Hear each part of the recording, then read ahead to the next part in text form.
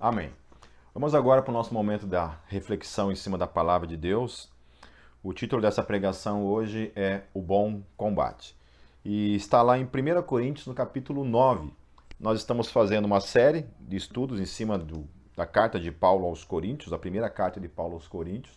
Na semana passada nós estávamos vendo a questão do escandalizar o irmão, né? A última parte do capítulo 8 tratava a questão do escandalizar o irmão. Então, mesmo que nós tenhamos um conhecimento acerca da nossa liberdade, de que algumas coisas são tolices, alguns irmãos, infelizmente, se escandalizam com certas coisas, né? E aí nós temos que usar desse conhecimento, de alguma forma, sempre ele submisso à questão do amor, porque é o amor que deve reger as nossas ações, as nossas relações com os nossos irmãos em Cristo. Amém? E aí, dentro desse contexto todo, Paulo agora vai entrar na questão ligada a ele, né? A pessoalidade dele, aquilo que ele aplicava então na vida dele quando se tratava da questão do escândalo, né? Como é que Paulo vivenciava de uma maneira prática no próprio ministério dele? O que ele fazia então nessas relações, quando ele estava se relacionando com as pessoas, como que ele agia de alguma forma para que não gerasse então escândalo na vida dessas pessoas. Amém? Então, me acompanhem a partir do versículo 1 no capítulo 9. Antes de tudo, vamos orar mais uma vez, consagrando a Deus esse nosso momento em culto a Ele. Amém? Senhor, continuando no nosso culto ao Senhor, agora nós consagramos, Senhor Jesus, as nossas mentes ao Teu Espírito. E pedimos que o Teu Espírito venha iluminar o nosso entendimento nessa noite mais uma vez, nos ensinando por meio da Tua palavra, que nós cremos que o Senhor revelou por meio do apóstolo Paulo para com as nossas vidas. Em nome de Jesus. Amém. Amém. Então diz assim, a partir do versículo 1, não sou livre, não sou apóstolo, não vi Jesus, nosso Senhor? Não são vocês resultado do meu trabalho no Senhor? Então, quando Paulo ele fala assim, não vi Jesus, nosso Senhor, nós temos que olhar para isso lá quando ele teve o um encontro com Jesus lá na estrada com Damasco, certo? Paulo não tinha sido nenhum dos apóstolos lá entre os 12, ele não estava entre os 12 apóstolos, então ele viu Jesus, ele teve essa experiência com Jesus depois da ascensão, né? Lá quando já tinha começado toda a questão do Pentecostes, lá e começou essa perseguição para com os cristãos. Ele estava indo para Damasco para prender cristãos, né? Para levar esses cristãos para a prisão, e ali ele teve então um encontro com Jesus, e foi ali então que ele viu o Senhor Jesus. Versículo 2, ainda que eu não seja apóstolo para outros, né? Então ele está falando o seguinte, que algumas pessoas não reconheciam o ministério apostólico do apóstolo Paulo. Por quê? Porque como Paulo era um cara assim que se tinha se proposto a pregar o evangelho para os gentios, né, e algumas coisas, uns ensinos de Paulo, nas cartas de Paulo, denotavam algum tipo de ensino anti-lei, anti-templo, né, anti-judaísmo de alguma forma, né, e estava também inserindo aquele tipo de pessoa para o coração da igreja, que eram os gentios, que antes eram considerados pelo judaísmo como pessoas impuras, né, pessoas pagãs, e que agora estavam vindo para o coração da igreja, estavam fazendo parte do reino de Deus. Então muita gente não gostava de Paulo por causa disso, porque sem dúvida nenhuma, Paulo, entre todos os apóstolos, foi considerado de fato o apóstolo dos gentios. Então ele estava lá realmente levando muitos gentios a Cristo. Amém, queridos? Continuando, então, ainda que não seja apóstolo para outros, certamente o sou para vocês, pois vocês são o selo do meu apostolado no Senhor. Então, aquela coisa, né? O que evidenciava de fato o ministério apostólico de Paulo era os frutos que ele tinha na vida dele. Então, isso fazia dele um grande apóstolo, né? Então, quando a gente pensa assim, quando a Bíblia fala, alguns são chamados para apóstolos, outros para mestres, outros para profetas, né? Outros para pastores, outros para evangelistas. Quando a Bíblia está falando isso, o próprio apóstolo Paulo está falando isso, ele está se referindo a apóstolo em que sentido? Que ainda que tenham alguns sensacionistas, né, muita gente hoje não reconhece mais o ministério apostólico como algo que faz parte hoje da igreja, né? E eu sou um cara que acredito que ainda existe, sim, o ministério apostólico, né? Não tem nenhum tipo de preocupação com essa questão do título apóstolo, como alguns gostam de carregar, né? E também não tem um problema quem quiser utilizar esse título. Para mim, eu acho que não existe nada bíblico que venha dizer que você não pode utilizar esse título, né, apóstolo, desde que realmente seja uma evidência na sua vida, né? Então, o apóstolo, qual que era a função do apóstolo? O apóstolo, ele trazia sobre si essa questão da fundamentação. Então, todo aquele que, na verdade, fundamenta uma igreja, né, vai por aí como um missionário, como um evangelista, e ele começa uma igreja e fundamenta essa igreja, ele, de alguma forma, ele está desenvolvendo o ministério apostólico na vida dele. Então, ele é um apóstolo, ok? Né? Na questão prática do ministério, ele é, de fato, um apóstolo, certo? Ainda que não seja, né, obviamente, no mesmo nível de autoridade apostólica que foram lá, né, os apóstolos lá do primeiro século, certo? Então, continuando, esta é a minha defesa diante daqueles que me julgam. Então ele está falando assim, olha, muita gente está me julgando, me considerando, dizendo que eu não sou um apóstolo, apesar de todos os frutos, né? Porque Paulo tinha fundado várias igrejas. Então, mais do que nunca, ele era um apóstolo, né? Por meio do quê? Da prática do ministério dele, né? Das igrejas que ele tinha fundado, das já centenas de pessoas que haviam se convertido por meio do ministério dele, dentre os gentios, ok? Então agora Paulo vai defender, né? Vai fazer a sua defesa apostólica. E olha só o que ele fala. Versículo 4. Não temos nós o direito de comer e beber? Então, assim, guarde bem essa palavra. Direito. Direito. Certo? Então, ou seja, Paulo aqui não está negociando. Ele não está falando que era um favor de alguém. Não é uma coisa assim que ele não tinha direito na vida dele. Era uma coisa que era um direito dele. Era um direito. Ó, esse é meu direito. É justo isso. E ele vai dizer por quê, né? Então, ó, não temos nós o direito de comer, não temos nós o direito de levar conosco uma esposa crente, como fazem os outros apóstolos, os irmãos do Senhor e Pedro. Então eu gosto aqui quando ele fala assim, uma esposa crente, né? Então assim, você que é cristão, que às vezes pensa aí, né, em começar um relacionamento com uma mulher que não é cristã, uma mulher que não tem a mesma fé que você, já digo de antemão, pula fora, meu querido. Pule fora, vai orar e vai buscar no Senhor uma pessoa que venha de fato ser uma pessoa do Senhor e que venha somar na sua vida, na sua caminhada nesse mundo, ok? Então aqui ele menciona 3 grupos, né? Então olha, que tinham o direito, desses direitos que ele está tratando aqui, e ele vai citar então 3 grupos, né? Ele vai falar dos apóstolos. Quem são esses apóstolos? São lá os 12, né? Matias e mais os outros 11 apóstolos. Então está citando aqueles primeiros, os 12 apóstolos.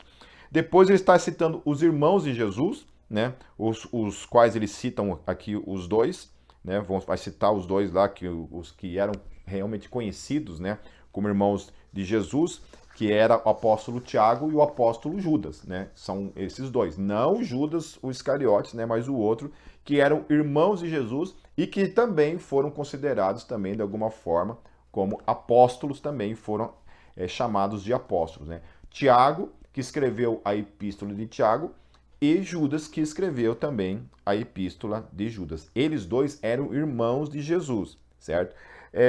Irmãos por parte de quem? Irmãos por parte de pai, não filhos de Maria, ok? Então, assim, historicamente falando, os 2 são filhos de José, ok? Então, Jesus, além dos 2, que era Tiago e Judas, que escreveram as cartas, né? As 2 cartas, Jesus tinha mais 2 irmãos, homens, e mais 2 irmãs, ok? Eles são mencionados lá em Mateus, lá no capítulo 13, no versos 55 e 56. Olha o que diz o texto. Não é esse o filho do carpinteiro? O nome de sua mãe não é Maria? E não são seus irmãos Tiago, José, Simão e Judas. Olha só, citam 4 nomes de mais 4 irmãos, homens, de Jesus. Tiago, o apóstolo Tiago, certo? Que escreveu a carta de Tiago, e que era uma das cabeças da igreja de Jerusalém. Daí vai falar de José, vai falar de Simão e vai falar de Judas, que escreveu a epístola de Judas, que ele se apresenta como servo de Jesus, mas é tradicionalmente conhecido como também irmão de Jesus. Então, daí ele vai falar o seguinte, ó, não estão conosco todas as suas irmãs? Então fala também que além desses 4 irmãos, o evangelho também fala de mais irmãs. Então cita no plural, ok? Ou seja, não é uma irmã, são várias irmãs, né? De onde, pois, ele obteve todas essas coisas? Então, assim, no livro apócrifo, terça-feira agora eu estava dando uma live tratando e falando sobre a questão dos livros apócrifos. Então tem um livro apócrifo chamado A História de José o Carpinteiro, que confirma realmente que os nomes dos 4 irmãos de Jesus eram de fato esses daqui: Tiago, José, Simão e Judas. E aí nesse livro cita o nome das 2 irmãs de Jesus, que seria Lísia e Lídia. Olha só, Lísia e Lídia são 2 irmãs também de Jesus, que é citado nesse livro. A Bíblia não cita o nome delas, mas esse livro cita o nome das 2, ok? Lembrando, né, mais uma vez lembrando, que esses 6 irmãos que Jesus tinha, todos eles eram filhos de José, não filhos de Maria. Mas por quê? Porque José era viúvo. Até eu estava citando isso nessa live, que quando Maria casa com José, José já era um homem de idade. Era comum na época, queridos. Né? Maria parece que tinha 16 anos quando casou com José. José era viúvo e ele casou com ela. Né? Tanto que quando você vê lá Jesus, a última vez que José aparece nos evangelhos, Jesus era adolescente. Né? Jesus tinha lá seus 12 anos de idade. Quando Jesus começa o ministério dele, aos 30 anos de idade, José já não aparece mais nenhuma única vez. Por quê? Porque então, como José era um homem mais velho que Maria, já era um homem de idade, ele já tinha provavelmente falecido já quando Jesus inicia o seu ministério. Alguns até especulam que foi justamente que Jesus esperou o pai dele falecer, né, para depois então começar o seu ministério. Então Jesus era o mais novo dos irmãos. Então você pode ver que até os irmãos dele têm uma certa dificuldade de reconhecer a autoridade dele. Lá no Evangelho fala isso, que eles tinham uma dificuldade de reconhecer o ministério de Jesus, justamente porque Jesus era o mais novo deles. Eles eram os mais velhos, então eles eram os primogênitos, então eles deveriam ter mais, né, autoridade do que ele. Do contrário, né, Jesus acaba se tornando o mestre de todos eles, inclusive o mestre de Maria, né, o Senhor de Maria, e depois então todos então passam a servir a ele como Deus e o seu reino. Amém, queridos? Versículo 6. Ou será que apenas eu e Barnabé não temos o direito, de novo ele vai falar, direito de deixar de trabalhar para termos sustento? Olha só. Então ele trata essa questão do sustento deles como um direito. Não é uma questão assim de favor que está sendo feito para ele. É um direito. Quando você tem um direito, é teu direito aquilo. Se alguém fizer aquilo para você, não é um favor que está sendo feito para você. É um direito teu. Então, por exemplo, né, você trabalha o mês todo, chega na hora de você receber teu salário, o teu patrão chega para você e fala assim, olha, eu vou te fazer um favor. Eu vou pagar para você esse mês aí uma quantia aí, tá? Certo? Você achar isso o quê? Uma coisa absurda, né? Como assim vai fazer? Tá parecendo que você está fazendo um favor para mim? Não está fazendo um favor para mim. É o meu direito. E por que é o meu direito? Porque eu trabalhei. Eu trabalhei durante esse mês todo, então eu tenho o direito de receber o meu salário. É o meu direito aquilo. Aquilo ali é justo por causa do meu trabalho. Né? Então tem muita gente assim que fala, por exemplo, você vê muito meme sendo colocado por aí, por exemplo, de pessoas assim, principalmente de cunho desigrejado, né, que olha para essa questão, por exemplo, do dízimo, né, das ofertas nas igrejas, como uma questão assim que você não deveria fazê-lo. Né? Então, já vi várias vezes assim alguns memes, assim algumas, né, publicações do tipo assim, pegue o seu dízimo ou suas ofertas e compre uma cesta básica e dê para os pobres. Né? E isso ela tem uma roupagem, né, bonita, uma roupagem assim, né, virtuosa de alguma forma, esse tipo de coisa, né? Pô, que coisa bonita, né?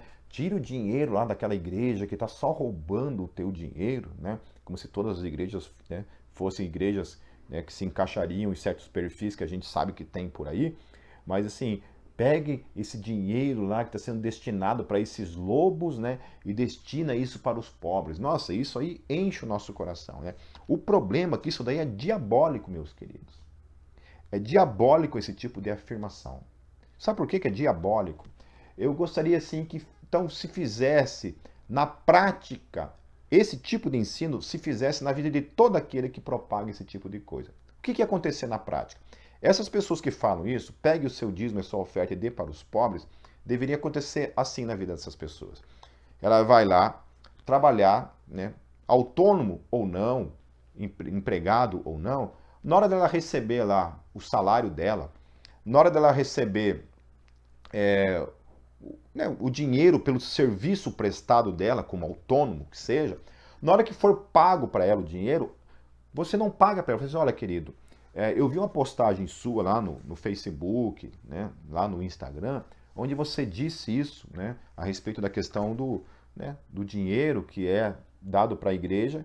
O que é esse dinheiro dado para a igreja? Para pagar quem? Para pagar as pessoas que trabalham integralmente para a igreja, certo? Então eu achei muito bonito aquilo e vamos praticar isso na sua vida agora. O que a gente vai fazer? A gente vai pegar o teu salário, que era para você receber, o teu dinheiro, todo o trabalho que você fez durante o mês, que seria o teu direito, mas, segundo você, o teu direito tem que ser dado para os outros. Então eu vou pegar o teu salário, vou pegar tudo que você ganhou e vou comprar cestas básicas e vou dar lá na favela para todo mundo.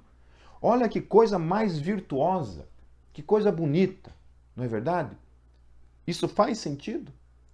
Faz sentido você aplicar isso na vida de uma pessoa? Não. Então, assim, o que a gente vê são falácias, são frases hipócritas, que ninguém viveria isso. Você ficaria indignado se alguém chegasse para você e falasse assim, olha, por que você não pega todo o teu salário e compra a cesta básica e ao invés de você alimentar a tua família, ao invés de você pagar o teu aluguel, ao invés de você pagar as tuas contas, ao invés de você comprar, né, alguma coisa, qualquer outra coisa aí que seja para você, você vai lá, né, gasta todo esse dinheiro, compra lá no mercado um monte de cesta básica e aí é o seguinte, vai lá na favela e dê um monte de cestas básicas. Aí você não paga o seu aluguel, você não sustenta a tua família, você não cumpre nada dos teus compromissos, amém? Então assim, essas pessoas que falam esse tipo de coisa, tinham que primeiro elas fazerem isso na vida delas.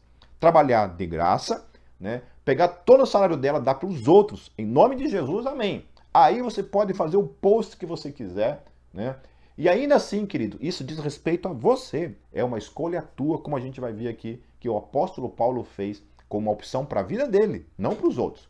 O apóstolo Paulo nunca tirou o direito dos outros, certo? Ainda que ele tenha abdicado desse direito dele, ele nunca pegou o direito dos outros, a abdicação dele, e aplicou na vida dos outros. Porque o quê? Era um direito dos outros, o que Paulo está falando. Direito, queridos. Direito é isso. Quando você trabalha o mês inteiro, você tem o direito do seu salário. Amém? É um direito. E ninguém pode dizer para você que você tem que pegar o teu salário, o teu direito, comprar um monte de cesta básica e dar para os pobres. Sendo que você também tem família para sustentar. Você também tem seus compromissos. Eu não estou dizendo que você não pode separar uma parte do que você ganha, do seu direito, não dos outros, do seu direito, comprar cestas básicas e dar para os pobres. Aí, amém. Mas não com o direito dos outros. Entende? Então, quando esse tipo de pessoa fala esse tipo de coisa, o que elas estão fazendo? Eles estão destruindo, atropelando o direito dos outros. Está dizendo o seguinte, olha, aquela pessoa não tem direito a salário. Aquela pessoa não tem direito a receber nada. O salário dela, você tem que, ao invés de pagar o salário dela, pegar o salário dela, comprar cestas básicas e dar para os outros. É o que o apóstolo Paulo está falando para essas pessoas. Certo? Do contrário, né? Continuando. Então, ou será que apenas eu e Barnabé não temos o direito de deixar de trabalhar para termos sustento? Por quê? Porque os apóstolos não trabalhavam. Trabalhavam em que aspecto? Pedro não voltou para a pescaria, Mateus não voltou lá para continuar sendo um publicano, certo? Eles tinham abandonado todos a sua vida trabalhando como publicano, como pescador, para agora se dedicar integralmente a quem? A, a obra, ao reino, a viver disso, em nome de Jesus. Era isso que estava, então, agora aplicando as suas vidas. Então, eles não trabalhavam nesse aspecto. Trabalhavam onde? Integralmente na igreja, no reino.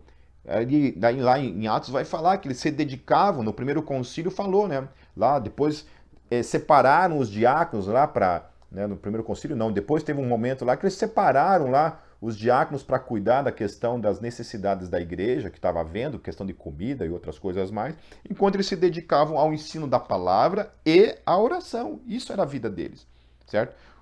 Pastorear e cuidar da igreja. E aí olha o que vai falar no versículo 7.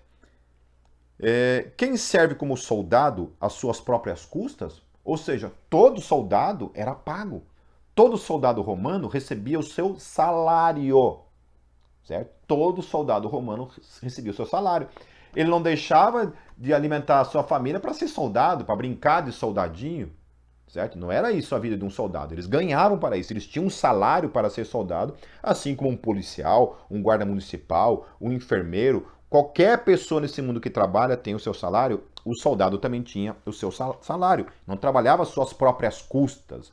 Ele não tinha dinheiro para bancar a sua vida de soldado. Ele recebia um salário para ser soldado. Então, quem planta uma vinha e não come do seu fruto, quem apacenta um rebanho e não bebe do seu leite. Ou seja, Paulo está falando coisas óbvias. Querido, quem trabalha, recebe porque trabalha. Quem planta tem o direito de comer daquilo que ele planta. Certo? Coisa óbvia. Trabalho. E está trabalhando o quê? Direito. Todo aquele que trabalha tem o direito. Alguém pode tirar esse direito dele? Não, ninguém. Mas hoje tem na igreja um monte de movimentos aí que diz que não. Que aquele que trabalha integralmente na obra, seja pastor, seja missionário, né, seja uma outra pessoa, a secretária da igreja, o zelador da igreja, sei lá, alguém que está em tempo integral, se dedicando integralmente ao reino de Deus, ali, estão dizendo que não tem direito. Que você tem que pegar, então, ao invés de pagar essas pessoas, pegar lá, deixar elas trabalhar. Não, mas elas têm que continuar trabalhando. Elas têm que continuar trabalhando de graça. De graça. Integralmente. Integralmente. Acordar, trabalhar o dia inteiro e não vai receber nada. Não vai receber nada. Certo? Por quê? Porque tem que pegar o salário dessas pessoas e dar para os pobres. Muito bonito isso, né? Porém, é diabólico e não é bíblico. Pelo contrário. Certo? Antibíblico, esse tipo de coisa. Versículo 8. Não digo isso do ponto de vista meramente humano. Olha só, então não é só uma questão humana, lógica, óbvia, que aquele que trabalha recebe salário e é digno do seu salário. A lei não diz a mesma coisa? Ou seja, é lei isso. É um direito legal. A própria lei estipula isso, que é um direito legal dos apóstolos, daqueles que vivem integralmente da obra. Entendeu? É a lei que está dizendo isso, certo? Daí vem gente falando, não, porque esse negócio de dízimo é coisa do Antigo Testamento. Tá, então esqueça a palavra dízimo. Vamos trabalhar a questão do sustento. O sustento é lei e o sustento é do Novo Testamento, porque o apóstolo Paulo está defendendo a questão do sustento pastoral, apostólico, missionário, como uma coisa da lei e uma coisa do Novo Testamento ele está trazendo, certo? Pois está escrito na lei de Moisés. Mas é coisa do Antigo Testamento. Não importa, está aqui o apóstolo Paulo falando, no Novo Testamento. Não amordace o boi enquanto ele estiver debulhando o cereal. Por acaso é com bois que Deus está preocupado? Não. É certamente por causa... não é certamente por nossa causa que ele o diz? Sim, isso foi escrito em nosso favor. Porque o lavrador, quando ara, e o debulhador, quando debulha, devem fazê-lo na esperança de participar da colheita. Amém? Então é isso, querido. Se tem alguém trabalhando, ele tem o direito, ele tem a esperança de participar também do quê? Da colheita. Simples. Os levitas trabalhavam? Não. trabalhavam não secularmente falando, eles não plantavam nada, né? Eles não faziam as plantações, eles não colhiam. Por quê? Porque eles se dedicavam 100%, integralmente lá ao templo, às coisas do templo, às coisas do Senhor. E aí aqueles que trabalhavam, porque eles eram proibidos de trabalhar, Deus tinha falado, não, vocês não podem, vocês vão ficar se dedicando. Essa é a minha ordenança para vocês. Enquanto as outras tribos trabalham, as outras tribos vão pegar lá uma porcentagem da sua colheita e vai dedicar isso, então, aos levitas. Eram assim que eles eram sustentados. O mesmo princípio agora Paulo está aplicando na vida da igreja. Para com quem? Para com aqueles que vivem integralmente no reino de Deus. Amém? Versículo 11. Se entre vocês semeamos coisas espirituais, seria demais colhermos de vocês coisas materiais? Olha só. Gente, se a gente está cuidando das questões espirituais na vida de vocês, a gente está pedindo demais que a gente também colha as questões materiais, certo? As coisas materiais é isso, sustento, o direito, o comer, o vestir, a habitação, as coisas da vida que todos que trabalham têm porque trabalham. E aí quem não trabalha, que vive integralmente no reino, faz o quê? Deus manda corvos para sustentar ele. Versículo 12. Se outros têm direito de ser sustentados por vocês, olha só. Se outros têm direito de ser sustentados, novamente, direito. Nunca se esqueça dessa palavra, meus queridos. Direito. Não é favor. Ninguém está fazendo favor para os apóstolos. É um direito dos apóstolos. Não o temos nós ainda, mas nós nunca usamos desse direito. E aí ele vai falar então a questão. Olha, isso é um direito, mas nós abdicamos desse direito. Pelo contrário, suportamos tudo para não colocar obstáculo algum ao Evangelho de Cristo. Então, como o apóstolo Paulo, ele não era reconhecido como apóstolo por muitos, então ele olha assim, peraí, vamos fazer o seguinte, já que vocês não me reconhecem como apóstolo, eu vou me abdicar desse direito que eu tenho, ainda que eu seja um apóstolo, tá aí, vocês são o fruto disso, eu vou me abdicar do direito de ser sustentado por vocês, de receber o fruto do meu trabalho apostólico. Daí o que Paulo fazia? Como é que era o sustento de Paulo? Paulo recebia de fato de algumas ofertas, porém, na sua grande maioria, Paulo era um fabricador de tendas. Então Paulo vendia as tendas para que ele tivesse o seu sustento. Em outras passagens vão falar a respeito disso. Vocês não sabem que aqueles que trabalham no templo alimentam-se das coisas do templo e que os que servem diante do altar participam do que é oferecido no altar? Novamente, Paulo faz essa conexão de princípios entre o que havia no Antigo Testamento em relação ao templo, em relação aos levitas. Os levitas comiam o quê? Do dízimo que era oferecido no templo, os sacrifícios que eram oferecidos no templo, e esse era o sustento dos apóstolos, dos levitas. E aí ele está trazendo isso de novo. O mesmo princípio ele está aplicando aonde? Na igreja, na eclésia, no Novo Testamento. Da mesma forma, o Senhor ordenou. Quem que ordenou? O Senhor. Quem é o Senhor? Kyrios. Quem é Kyrios? Adonai. Quem é Adonai? Yahvé. Quem é Yahvé? Deus. Então, da mesma forma, Deus ordenou aqueles que pregam o Evangelho, que vivam do Evangelho. Ou seja, é o mesmo princípio. Ainda que ele esteja abdicando do seu direito apostólico, ele está dizendo que esse é um direito dos apóstolos. É um direito daquele que vive do ministério, que vive do Evangelho, do ensino do Evangelho, das questões espirituais da vida da igreja. Versículo 15. Mas eu não tenho usado de nenhum desses direitos. Ou seja, ele abdicou desses direitos. Não estou escrevendo na esperança de que vocês façam isso por mim. Ou seja, de que vocês me sustentam. Não estou fazendo uso dessas palavras para então convencer vocês a me sustentarem, né? Paulo está falando em outras palavras. Prefiro morrer a permitir que alguém me prive deste meu orgulho. Então Paulo fala assim, olha, ele se orgulhava disso. Olha, vocês não me sustentam. Entendeu? Vocês podem jogar qualquer coisa na minha cara, mas uma coisa eu tenho como orgulho. Nada do que eu recebo vem da parte de vocês. Vem do meu esforço, né? Do meu trabalho. Contudo, Quando prego o evangelho, não posso me orgulhar, pois me é imposta a necessidade de pregar. Ai de mim se não pregar o evangelho. Então, ainda que ele tivesse orgulho por não ser sustentado pela igreja, ainda que ele tivesse orgulho de não usufruir do seu direito apostólico, né, ele não sentia orgulho de pregar o evangelho. Ele não tinha orgulho de pregar o evangelho. Porque ele traz sobre ele, então, que a pregação do evangelho na vida dele era uma obrigação da vida dele. Então ele inverte o processo, que é interessante, né? Ele abdica do seu direito de ser sustentado, ao mesmo tempo torna obrigatório na vida dele a pregação do evangelho. Ele fala, ai de mim se não pregar o evangelho. Ele fala, ai de mim, coitado de mim, Deus me livre se eu não pregar o evangelho. Eu estou ferrado se eu não pregar o evangelho. Eu estou lascado se eu não pregar o evangelho. Lá no versículo 17 ele fala assim, porque se prego de livre vontade, tenho recompensa. É como se ele falasse assim, olha, se eu prego de livre vontade, então eu tenho uma recompensa, porque aquele cara está fazendo com alegria, está fazendo com gosto. Né?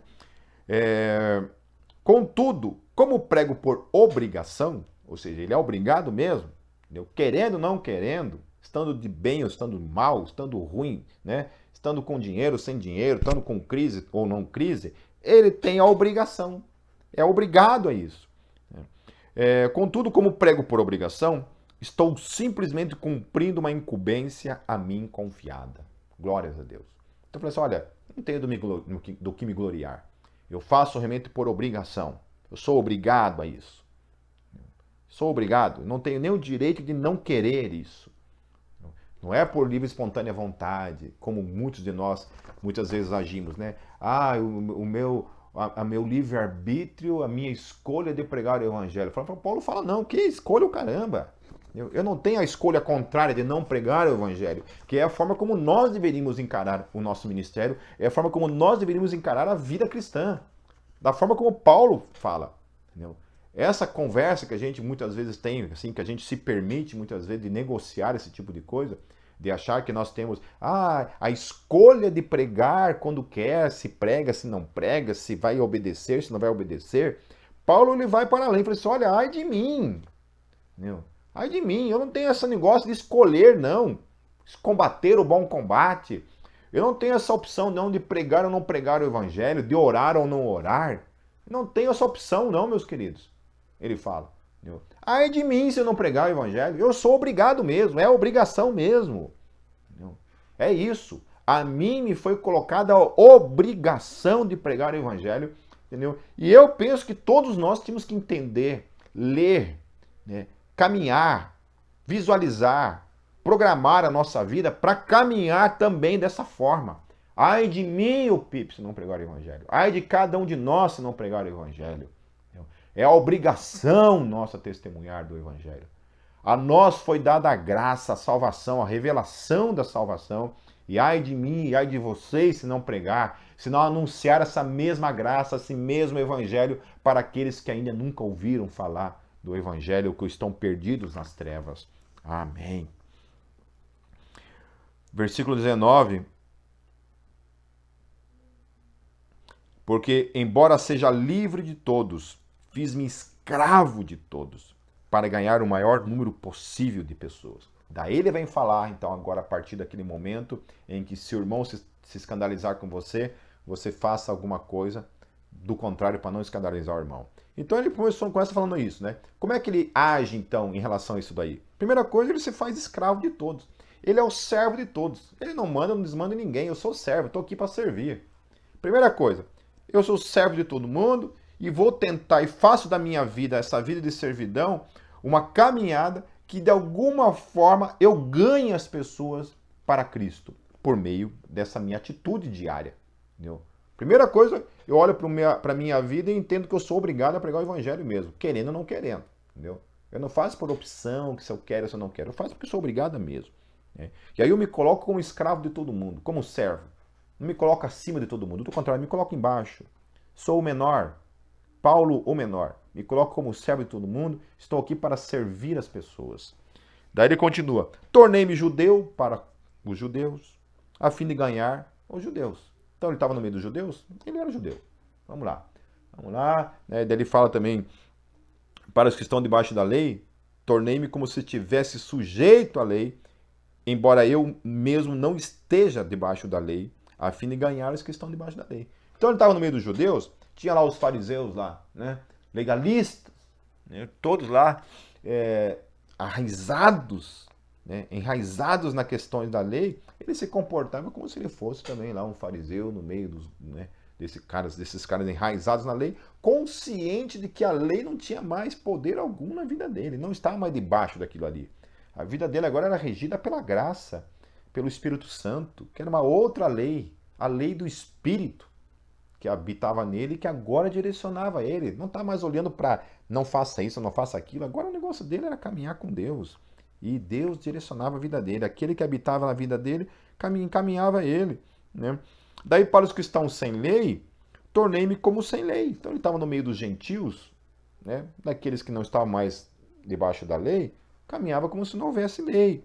Né? Embora não esteja livre da lei de Deus, né? Ele colocava, mas sim sob a lei de Cristo, a fim de ganhar os que não têm a lei. Para com os fracos, tornei-me fraco. Então, aqueles lá que se escandalizavam com tudo, então estava no meio dos fracos, vou fingir que eu sou, né, fraquinho, que eu não sou tão, que eu sou burrinho, que, né, que eu sou ignorante e isso mais. Tornei-me tudo para com todos, para de alguma forma salvar alguns. Faço tudo isso por causa do Evangelho, para ser participante dele. Vocês não sabem que dentre todos os que correm no estádio, apenas um ganha o prêmio? Corram de tal modo que alcancem o prêmio. Então Paulo está falando assim, olha queridos, a caminhada da fé, você tem que correr, não para chegar por último, entende? Você não pode caminhar já como um derrotado, como um perdedor. Eu vou correr, mas sei que vou perder. Não. Há um prêmio a ser conquistado. E você tem que correr como se você quisesse alcançar esse prêmio, ganhar esse prêmio na sua vida. Em nome de Jesus. Porque muitas vezes a gente age como derrotado. A gente caminha como derrotado. A gente pensa como derrotado. Como igreja a gente pensa como derrotado. Como pai, como mãe, como filho, como empregado, sabe? Como patrão que seja. Muitas vezes a gente caminha e pensa como pessoas derrotadas. Versículo 25. Todos os que competem nos jogos se submetem a um treinamento rigoroso para obter uma coroa que logo perece. Por que ele está falando uma coroa que logo perece? Porque quando um atleta lá no Império Romano corria ali, né, nas Olimpíadas Romanas ali, o prêmio deles era uma coroa. E essa coroa era feita de folhas de pinheiro. Né? O que acontece? Na hora ali estava verdinho, bonitinho. Né? Dias depois, o que fazia com essa coroa? Nada. Por quê? Aquilo ali morria, perecia, né? Esfarelava, virava nada. Certo? Então, assim, aqueles caras estão correndo para ganhar um prêmio cuja coroa é isso, uma coroa perecível, uma coisa que morre. E ainda assim eles faziam todo o esforço, né? O texto fala assim que eles faziam um treinamento rigoroso para ganhar aquilo ali. Sabe? O quão rigorosamente nós temos treinado para sermos de fato relevantes nesse mundo, na pregação do Evangelho, como cristãos que somos. Como cristãos que nós somos. O que nós temos feito? Rigorosamente na nossa vida. Ou nós temos sido desleixados com tudo. Simplesmente desleixados com tudo. Muitas vezes só pensando em direitos, sem pensar no esforço, sem pensar no prêmio, né? Já começa a corrida correndo para o lado contrário, muitas vezes, ou não sai do lugar. Né? Tem aqueles que ainda correm. Agora tem gente que não sai nem do lugar. Como é que isso funciona na minha e na tua vida? Mas nós o fazemos para ganhar uma coroa que dura para sempre. Aleluia. Sendo assim, não corro como quem corre sem alvo, e não luto como quem esmurra o ar. Ou seja, não vive que nem uma barata tonta. Paulo tinha um propósito, tinha um alvo, ele não esmurrava o ar. Se é para esmurrar alguma coisa, vou esmurrar um alvo. Vou acertar o alvo. Se for para correr, não vou correr igual uma barata tonta, vou correr para uma direção. Eu tenho um alvo na minha vida. Eu quero o prêmio, eu quero aquela coroa que é eterna. Eu quero ganhar essa corrida, não quero perder essa corrida. E aí ele fala assim, como que ele consegue fazer isso todos os dias? Fácil? É algo que brota dele? É algo que flui dele simplesmente? Ele simplesmente acorda todo dia assim, ai, que vontade de correr e ganhar esse prêmio. Nossa, como isso flui de mim. Não, olha o que ele fala no versículo 27. Mas esmurro o meu corpo e faço dele meu escravo, para que depois de ter pregado aos outros, eu mesmo não venha a ser reprovado. Isso aqui está dizendo o seguinte, queridos, que fatalmente, possivelmente, como qualquer pessoa do mundo, como qualquer ser humano normal do mundo, o apóstolo Paulo tinha vontade de desistir mesmo. Tinha preguiça muitas vezes ele tinha preguiça de correr, muitas vezes ele se sentiu tentado a agir como um derrotado na sua vida. Entendeu? Mas ele fazia o quê? O texto fala então que ele esmurrava o corpo dele. Ele esmurra, tipo assim, sai daqui, preguiçoso. Vamos lá, sai daqui, derrotado. Não, a gente vai vencer. Eu não estou sem força, mas eu vou correr para ganhar essa corrida. Eu vou chegar até o fim. Eu vou alcançar a coroa que me foi prometida. É lá que eu vou chegar. Eu tenho esse alvo, eu não vou desistir desse alvo. Se necessário for, eu esmurro meu corpo. Então ele está falando isso, de uma realidade, de uma coisa que ele praticava na vida dele. Ele esmurrava literalmente o corpo dele para que ele pudesse continuar correndo. Porque senão, meus queridos, ele se entregava então à derrota na vida dele e nunca teria chegado finalmente às palavras que ele chegou lá em 2 Timóteo, no capítulo 4, nos versos 6 ao versículo 8. Olha o que o apóstolo Paulo fala lá. Abra sua Bíblia. 2 Timóteo 4, 6 a 8.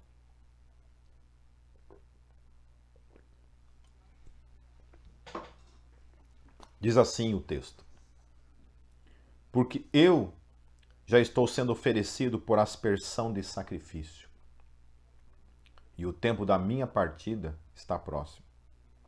Combati o bom combate, acabei a carreira, guardei a fé. Desde agora, a coroa da justiça, aquela que ele falou que é eterna, que dura para sempre, me está guardada, a qual o Senhor, o Quírios, o Adonai, o Yahvé, justo juiz, me dará naquele dia, e não somente a mim, mas também a todos os que amarem a sua vinda. Querido, a minha pergunta para a minha vida e para cada um de nós é: nós estamos combatendo o bom combate? Nós estamos esmurrando o nosso corpo e reduzindo ele à servidão ao rei?